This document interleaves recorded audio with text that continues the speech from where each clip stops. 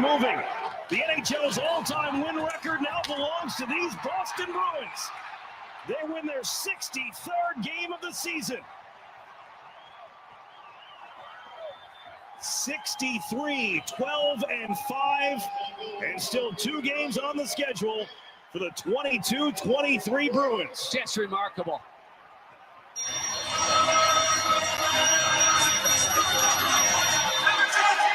"20 seconds remaining. The Golden Knights start to celebrate on their pitch.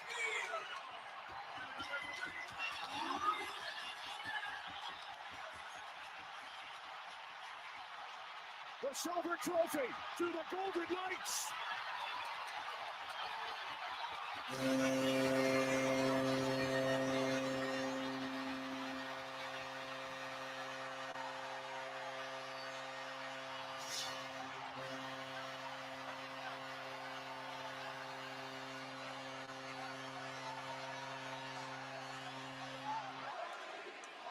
Ladies and gentlemen,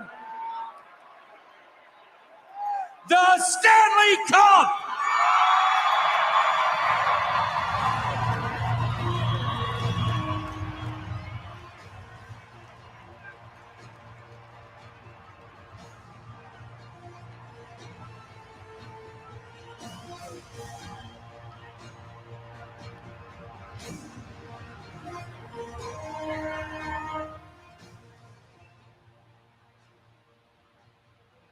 What the puck is going on?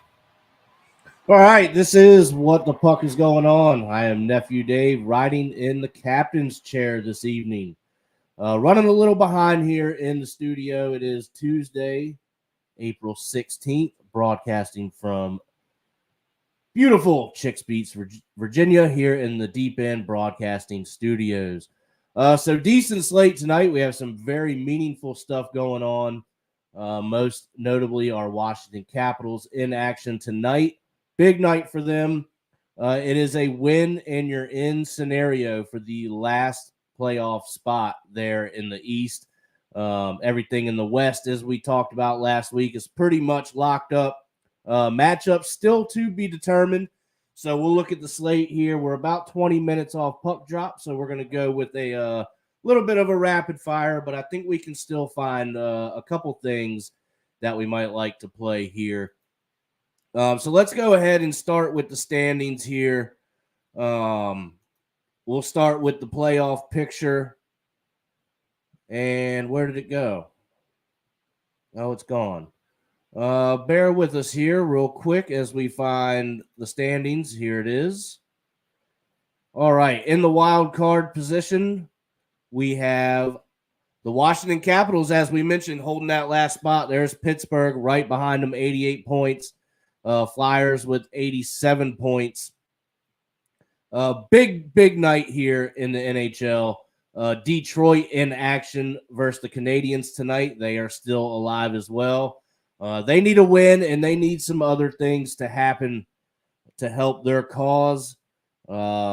I can probably speak for Big Steve as well. Here in the studio, we are hoping everything goes right for our Washington Capitals. We are not worried about what Detroit, Pittsburgh, and Philly has going on. We are focused on one thing, and that is our Caps.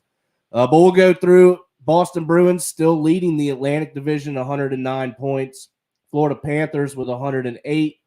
And the Toronto Maple Leafs with 102. Figure that's going to be your first round matchup.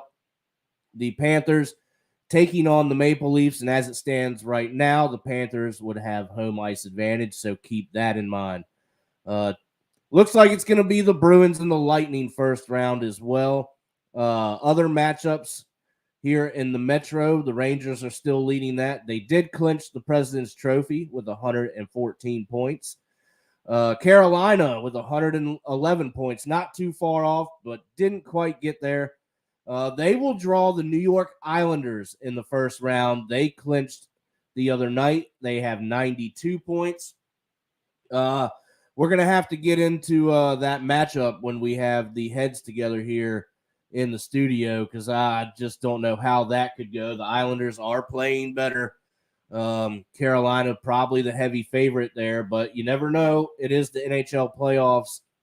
Once that starts, the slate is wiped clean. As we mentioned, Tampa Bay, they locked up the first wild card spot. They're not really playing for anything.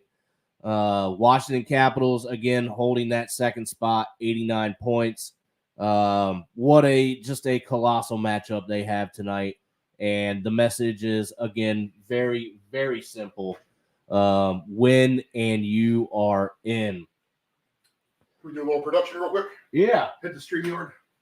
All right, we have Steve in the studio. Yep. And we are adding him over there. He is in. All right, Steve, we just went through the East. So as you sit down and get kind of collected over there, what are your thoughts on the action tonight? Again, 15 minutes from puck drop. So when we get to the slate, again, I think there's a few things we can find, but we are going to rapid fire just a little bit. So, Steve, I just went over the East, some of the matchups that we have. I believe it's Boston and Tampa. We have the Florida Panthers and the Maple Leafs, round one action. And the one that I just can't figure out yet, even though you figure Carolina is going to win this series, Carolina draws the Islanders, Steve. So what do you make of all of this? You know what? Tough matchup for Carolina, right? I mean, the Islanders have nothing to lose. They're a physical team. Carolina's a physical team as well. You feel like they marry each other a little bit, except Carolina's just a little bit better. The Islanders a little bit more of a unproven commodity. But Dave, I mean, I'd like to see the odds for all these. I haven't looked at the series yet. I'm sure they're out. I'm kind of waiting for everything to settle down here. Like you said, there's still a few things to figure out seating-wise, and then what's going to happen at the end. But I want to look ahead to on the matchups for what will potentially happen in the second round. That's going to be my deciding factor of how I'm going to play things in the first round. So for the most part, to be determined on my part, but with a keen eye and very interested to see how everything pans out and where everyone's going to fall. And then we'll pull some moves here. I was thinking Thursday because everything will be wrapped up by then, correct? Yeah, last day of the regular season is Thursday. Okay. For some teams. When does Pittsburgh play? They play tomorrow night, and they are on the island versus the Islanders, even though Islanders are clinched. The Islanders clinched, but I still don't think they roll over to a division rival. Pittsburgh. Nah, they may see them again anyway. If things bounce Pittsburgh's way, you could see them down the line, and I don't think that they want to do that. The way that the Islanders have really picked things up. We'll see if we can get you on Friday morning to talk to NHL playoffs. Okay. That way people can replay the daily show and get their hockey breakdown. Half tempted to do a playoff special as well. So to be determined on all that. All right. Excellent. All right, let's jump into the West real quick. We have the Dallas Stars. They clinched that division, 111 points. Winnipeg in second with 106, and Colorado with 105. There you go. That's your first round matchup, Steve. The Winnipeg Jets and the Colorado Avalanche. We talked a little bit about this one, and I'll go ahead and say it right now. I could see this going 7 games. I'm losing a little faith in Colorado. Just down the stretch, not super excited about how they finished the season. Losing to some teams they probably shouldn't have lost to. Do they really have the depth to make a deep run past the first and second line? Right. A little bit of a weakness there for them. And Winnipeg, I mean, they have what every team needs to win a championship, and that's a goalie that if he gets hot, he's going to be tough to beat. So I actually like Winnipeg in that series as an upset. Do we have a line on that series right now? We can take a look. I don't know if we have the series matchups yet. I'll start looking for those this evening, and then we'll discuss in the future show. Excellent. All right. Yep. We'll do that. So we'll jump into the Pacific. The Vancouver Canucks with 107 points, leading that. Edmonton Oilers close second with 104. And there's our Kings finally clinching things with 97. So figure, wow, Steve, that doesn't bring me much joy if the Kings have to play the Oilers in the first round for that live futures ticket. They've beaten them before. That's the tricky thing for Edmonton is they've actually lost to the Kings in the playoffs before. So at least there's familiarity there. There is, yep. With the Kings in that series. And, I mean, Edmonton has as much pressure as any team. They do. To get the job done. I mean, they're expected to be good. We know how rough they've had it in the regular season the last couple of years, only to kind of improve towards the end of the year. They're a little bit premature in the improvement part this year. They kind of hit their stride towards the middle and maybe had a little bit of a lull there towards the end of the season. But, you know, they got a lot to prove too, and there's as much pressure on them to succeed as anyone, really. There is a lot of pressure, Steve. You do bring up a good point with that. You know, the last couple of years, they've been expected to take care of business, and they have not. So it's kind of like, when can they break out and get over that hump that they are expected to get over? You got to figure they're going to be probably the heavy favorite in a matchup with LA in the playoffs. So if LA can maybe get past that, then they might have a good chance. So, Steve, the wild card here is locked up in the West. Nashville Predators take the top spot. What a way for them to finish off. They were, you know, fighting just for a spot, and then they just absolutely catch fire. And they've been as good as anyone the last couple of months, arguably the best team the last couple of months. So the Predators are coming in. You hope for their sake, not prematurely hot, you know, that they're going to hit a cold spell here. But I like the way that they're playing. And again, they have a goalie too who can shut you down. They do. They have a very good goalie over there. Vegas, they take the second spot with 96 points. They still could get that third spot. So again, matchups to be determined. There's only one spot in the league left, and that's the battle in the East. So we'll probably know more throughout the week on what these matchups are going to be. But still some pretty good stuff going on here. And let's go ahead and jump to the slate, and we'll break this thing wide open, starting off with the Detroit Red Wings at the Montreal Canadiens. What an effort from Detroit, coming back from 3 goals down the other night playing Montreal. When you thought that was it for Detroit, you know, here they come, and they beat Montreal in overtime. And Steve, I think that's going to bode well for them tonight. Maybe Montreal is thinking about that a little bit. Your over-under is 6.5. Red Wings minus 215 on the money line. Montreal plus 176. And Steve, I think if I'm going to do anything here, like I said, I'm going to use the mind games. I think that Detroit has the advantage here after Montreal blows that 3-goal lead, only to lose in overtime. Now, that game was in Detroit, so maybe we get, you know, a hometown boost here for the Canadiens. But I think it's, you know, everything is laid out for the Red Wings to win this game. I don't know if I would play a puck line, but I think the 60-minute line here, Steve, is probably the one to nail down. What do you think? I like the Red Wings tonight. I think they'll win this game.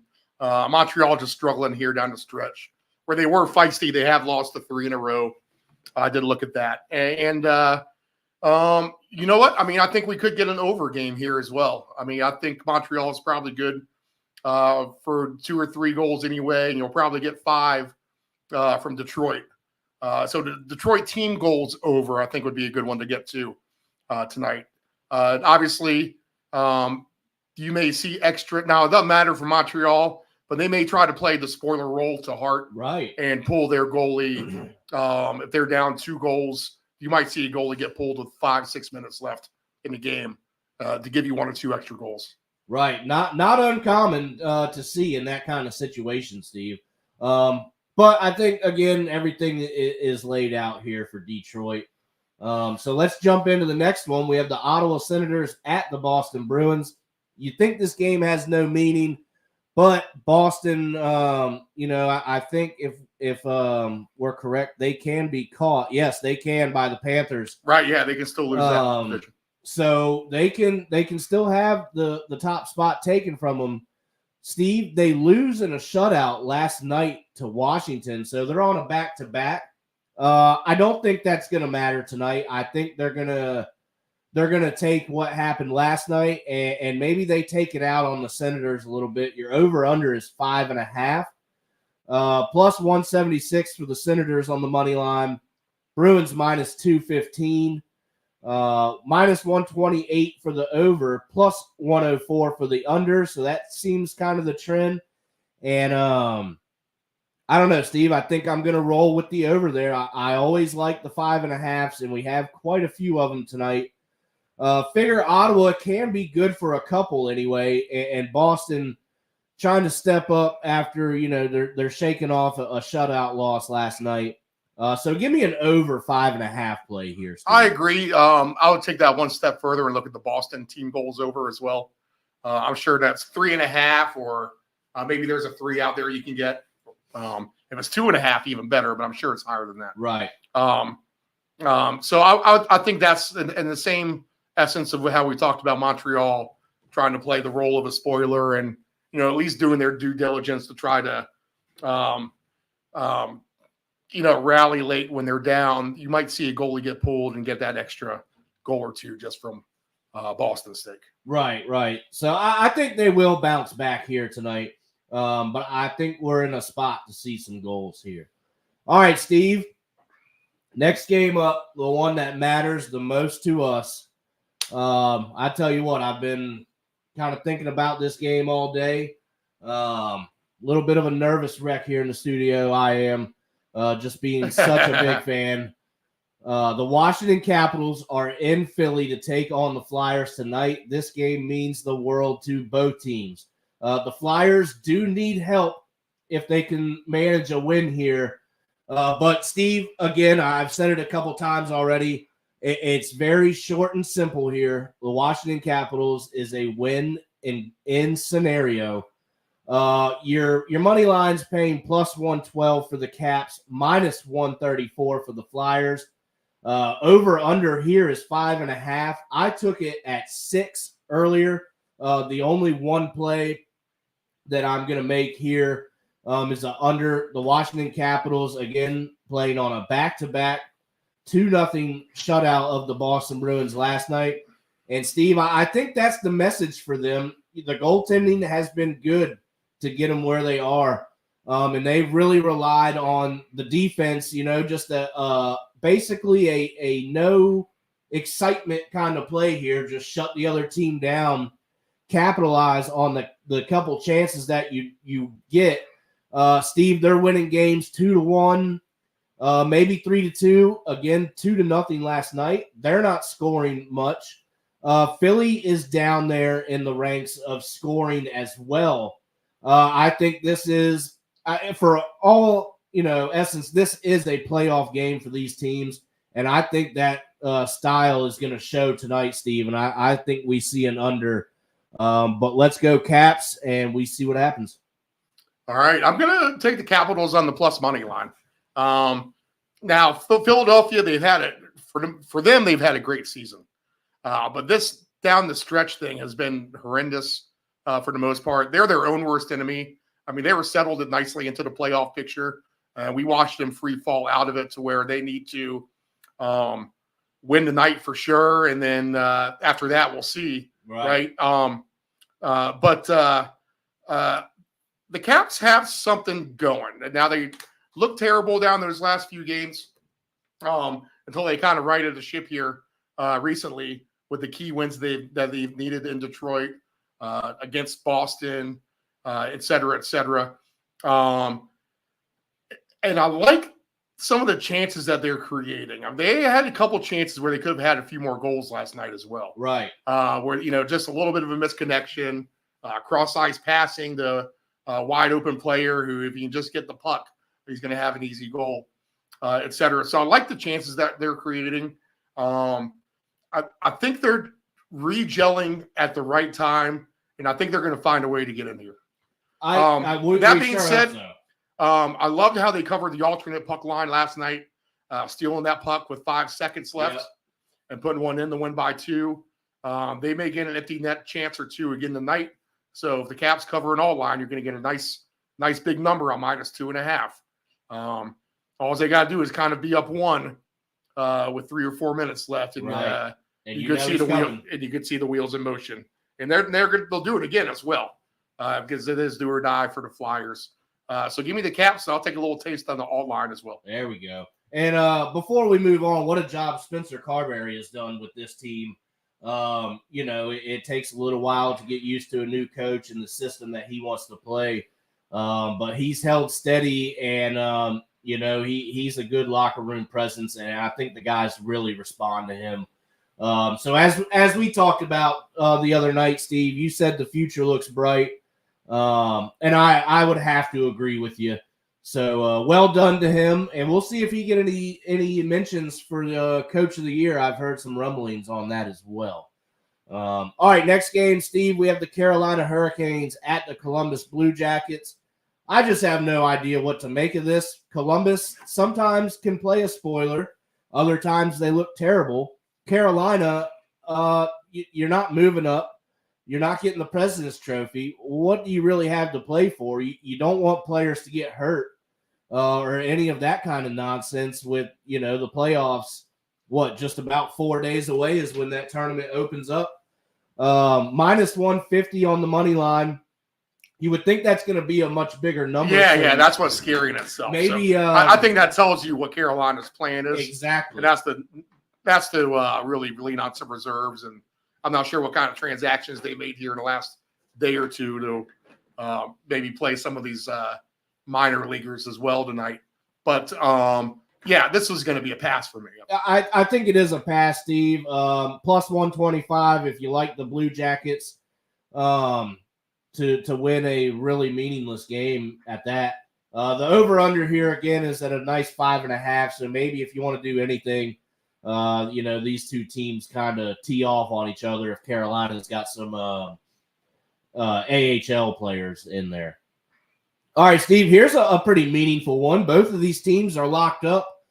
Toronto Maple Leafs at the Florida Panthers. Maple Leafs +134 on the money line. The Panthers 162. Now you're getting an over-under here of 6.5. There is some stuff here at stake, I believe.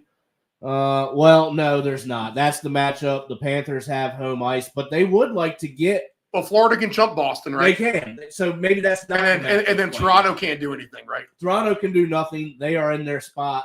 So they may take a Carolina approach. They might. Things. I would lean with Florida here because they're going to have to have it. They don't have to have it, but I think still motivated to win. Maybe Florida on the 60-minute line, right? To get you a little bit better. Yeah. I agree. I think that's a fair play. All right, Steve.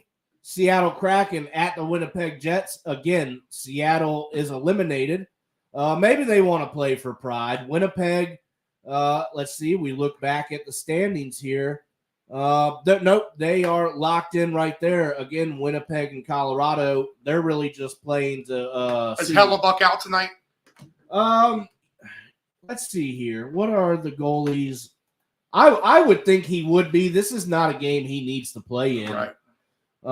So if we look here at the goalie props as we load up, and they don't want to give it to me here. Of course. Let's do a little refresh here. All right, sending me all the way back.